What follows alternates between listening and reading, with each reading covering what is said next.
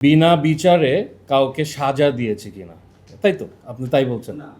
তাই তাই হয়েছে কিনা, তাই তো বলছেন। উনি বারবার যেটা বলবার চেষ্টা করছে যে এটি একটি সাজা না, এটি একটি সেফটি মেজার যেটা বিপিএল এবং স্পেশালি 12 বিপিএল এর জন্য প্রয়োজন। বিনা বিচারে কাউকে সাজা দিয়েছে কিনা, তাই তো আপনি তাই বলছেন? তাই তাই হয়েছে কিনা, তাই তো বলছেন। আপনি অবগত আছেন যে কোনো দেশের বিচার ব্যবস্থায়, সেটা যে কোনো আইনের আন্ডারে বিচার হোক না কেন, একটা অন্তর্বর্তী সময়ে কিছু একটা করার সুযোগ থাকে, সেটা প্রয়োজন পড়ে। আমি আপনাকে এক্সাম্পল দিই, যেমন 5ই অগস্টের পরে অনেক কেস ফাইল হয়েছে বিকজ অনেক রকমের এই মানে ঘটনা ঘটেছে, অনেক মার্ডার হয়েছে, অনেক কিছু হয়েছে। সেখানে যতগুলো কেস হয়েছে আমরা এই গভর্নমেন্টকেই কিন্তু দেখছি, ল এনফোর্সমেন্টকে, যে অনেক কয়টা আসলে দেখা যাচ্ছে যে নির্দোষ প্রমাণিত হচ্ছে, কিন্তু তারা কিন্তু অনেক সময় অ্যারেস্ট হয়েছে, তারা জেল খেটেছে, আবার বেইলও পেয়েছে। আপনি যদি এখন বলেন যে তাদেরকে যে মাসকে মাস জেল খাটলো, তাহলে তাদেরকে এখন টাকা দেন, মনিটারি কম্পেনসেশন, আপনি এটাই বলছেন কেন? আমি বলি আপনাকে যে সেটাও আপনার দৃষ্টিতে, আপনার থিওরিতে ওইটাও কিন্তু একটা সাজা। একটা মানুষকে যখন সে বিচারাধীন থাকে তখন তাকে জেল খাটতে হতে পারে। নাও দ্য কোয়েশ্চেন ইজ, এই যে জেলটা খাটছে কেন, ওয়াই? সবাই কিন্তু জেল খাটছে না, কেন কিছু মানুষ সাজা হবার আগেই জেল খাটছে? That is a measure required. উনি বারবার যেটা বলবার চেষ্টা করছে যে এটি একটি সাজা না, এটি একটি সেফটি মেজার যেটা বিপিএল এবং স্পেশালি 12 বিপিএল এর জন্য প্রয়োজন। কেন প্রয়োজন? আপনার আরেকটা কোয়েশ্চেন থাকতে পারে, যেটা আমাদের কোর্টেও এটা কথা উঠেছিল জজ সাহেবদের সামনে। সেটা হলো যে কেন এইটা প্রয়োজন পড়লো, কিসের ভিত্তিতে? এটা কি 2 রাতে বা 2 দিনে বা 1 পলকে এই ডিসিশনটা হলো? Answer is no. উনিও সেটা বলেছে যে একটি ইন্ডিপেন্ডেন্ট ইনকোয়ারি কমিটি 900 পেজের রিপোর্ট দিয়েছে, যেখানে 60 জনকে তারা ইন্টারভিউ করেছে, ইনক্লুডিং দোজ সাসপেক্টস। সেইটাতে আরও অনেক এভিডেন্স সহ যখন ইন্টিগ্রিটি ইউনিটের প্রধানের কাছে দেয়া হলো, তখনই কিন্তু সিদ্ধান্ত হয়নি। তখন integrity unit took some time, almost 2 to 3 weeks এটার উপর রিভিউ করা। তারপর উনি মনে করেছেন যে এই প্রিভেনশন, এই সেফটি মেজারটা প্রয়োজন। ওই যে আপনার সাথে আমি কথা যেটা মিলিয়ে দিলাম, যে বিচারাধীন থাকা অবস্থায় 5 জন অ্যাকিউজডের মধ্যে 2 জন কিন্তু জেল থাকতে পারে, সেটা প্রয়োজন পড়লে, প্রয়োজন এখন পড়েছে বলেই উনি বিশ্বাস করে, উনি আমাদের বিপিএল গভর্নিং কাউন্সিলকে রেকমেন্ড করেছে যে তাকে ইনভাইট না করার জন্য। এখন একটা কথা আবার ক্লিয়ার করি, these 9 players were not the only ones excluded. There are অনেক players, I don't know the exact figure, but অনেক প্লেয়ার্স অ্যাপ্লাই করেছে। সবাইকে কি বিপিএল এর লিস্টে আনা হয়েছে, অকশন লিস্টে? Answer is no. এটা বিপিএল না, অনেকে না কম না ইনক্লুড করেছে, অনেকে অ্যাপ্লাই করেছে যাদেরকে ইনভাইট করা হয়। ইটস ইনভাইটেশন, এটা ইনভাইট করা হয়নি। এইটাতে একটি সেফটি মেজার হিসেবে এটাকে প্রপোজ করা হয়েছে এবং এটা মনে করেছে উনি। আর ওনার রেকমেন্ডেশন অনুযায়ী আমরা ডিসইনভাইট করেছি। বাট আমরা একটা জিনিস ক্লিয়ারলি বলে দিয়েছি from BCB and BPL governing council, যে তাদেরকে ব্যান করা হয়নি from any other format of cricket. That's your answer. এই যে কনফিডেন্সটা বললাম তো আপনাকে, যে এই যে একটা লম্বা সময় ইনভেস্টিগেশন। হ্যাঁ হ্যাঁ, বলেন। হ্যাঁ, আমাদেরকে না, ওনার মনে হয়েছে। হ্যাঁ হ্যাঁ হ্যাঁ, ইয়েস।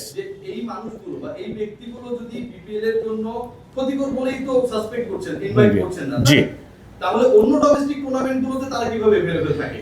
অন্য ডোমেস্টিক, এইটা আমি কিন্তু জিনিসটা বলছি, we are talking about BPL only, we are not talking about anything. ওখানে যে তারা না, বিপিএল এর ক্ষেত্রে এই ডিসিশনটা না হয়েছে না, his scope of work covers BPL only right at this moment, so whatever he is referring or suggesting just related to BPL. Governing council তো বলেছে যে অন্য টুর্নামেন্টে খেলতে পারবে আমজাদ ভাই। না, অন্য গভর্নিং কাউন্সিলের সদস্য সচিব নিজেই বলেছেন।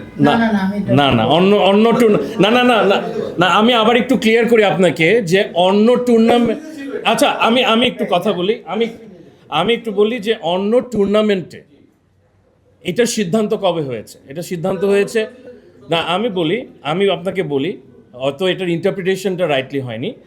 আমি যেটা মনে করি, এবং this is the legal point, সেটা হলো যে এনারা খেলতে পারবে কি পারবে না এই সিদ্ধান্ত কিন্তু হয়নি। ওনারা যে পারবেই এটাও বলা হয় না, বা ওনাদেরকে বাদ দিয়ে হয়েছে এটা না। যখন যেই টুর্নামেন্টটা হবে তখন সেই সিদ্ধান্তটা আসবে। This was regarding BPL. আপনাকে আবারও বলছি, আমি আপনাকে আবার একটা জিনিস বলছি, এই ইনকোয়ারি কিন্তু বিপিএল 11th এডিশন নিয়েছিল, 11th addition followed by 12th addition. এই জন্য আমরা বিপিএল এর সিদ্ধান্তটুকু আপনাদের বলেছি, বাকিটুকু কিন্তু বলা হয়নি এখন। পয়েন্টটা সেটা হচ্ছে যে একজন যদি কারাপশনে সাসপেক্ট হন হ্যাঁ। ক্রিকেট খেলার ক্ষেত্রে, হ্যাঁ। সে সকল ধরনের ক্রিকেটে সাসপেক্ট, হিসাব খুব সহজ। হ্যাঁ। বিপিএল এ তদন্ত করছেন, 11 এর ক্রিকেটে 2 নম্বরে করছে, হ্যাঁ, এই কারণে অন্য ডিপিএল এ খেলতে পারবে, তাহলে তো আশরাফুল ফরওয়ার্ড ক্রিকেটে না, ডিপিএল এ খেলতে পারবে সেটাও কিন্তু আমরা ডিক্লারেশন দেইনি। আপনারা বলেছেন। No no no no, this is only regarding BPL. আমি আচ্ছা, যাই হোক, নাও ইউ গেট মাই আচ্ছা, this is a legal interpretation. আবার as the lead lawyer of BCB আমি আপনাকে আশ্বস্ত করছি একটা জিনিস, the legal position is BPL এর বাইরে এইটার কার্যকারিতা এখনো নেই। তার মানে এই না যে সে একটা গ্রিন কার্ড পেয়ে গেছে, আবার এটাও না সে রেড কার্ড পেয়েছে। সে গ্রিন কার্ড পাবে না রেড কার্ড পাবে সেটা সেই টুর্নামেন্টের ব্যাপারে ডিসাইড হবে। This is regarding BPL only. Yes. বলেন কি? না, সে ক্রিমিনাল না, দ্যাট ইজ অ্যাবসলিউটলি রাইট।